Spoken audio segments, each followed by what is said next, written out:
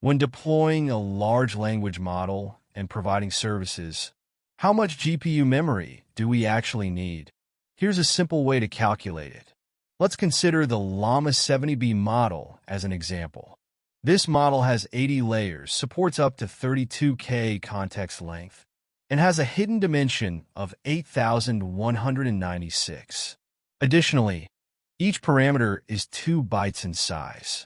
Let's assume we want to support 10 concurrent users, meaning 10 users send requests simultaneously. So, how much GPU memory do we need in this case?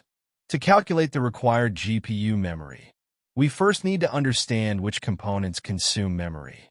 The first component is the model itself. We need to load the model into GPU memory, so we must calculate how much space or memory the model itself takes.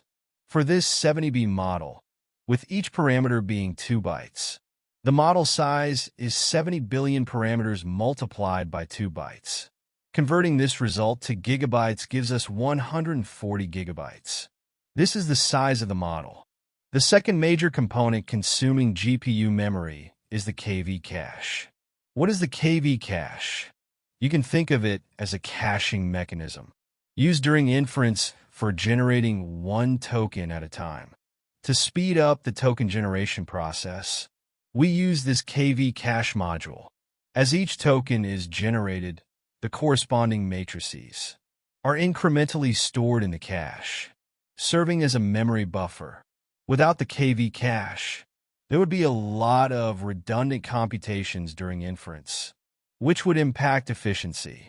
I'll explain KV cache in detail in another video. But for now, understand that its primary purpose is to accelerate inference. To calculate the GPU memory consumed by the KV cache, we consider 2 parts: the memory required for each token, the total number of tokens generated. Let's calculate the memory per token first. Each token depends on the model's 80 layers and the hidden dimension size of 8,196. Each value in the hidden dimension occupies 2 bytes. Thus, the memory required per token is 80 by 8196 by 2. Additionally, the KV cache consists of 2 parts: the key and the value. So we multiply the result by 2. This gives us the memory per token, which is approximately 2.5 megabytes. Next, multiply this by the number of tokens generated. Let's use the maximum context size of 32K as the baseline, meaning the window size supports up to 32K tokens.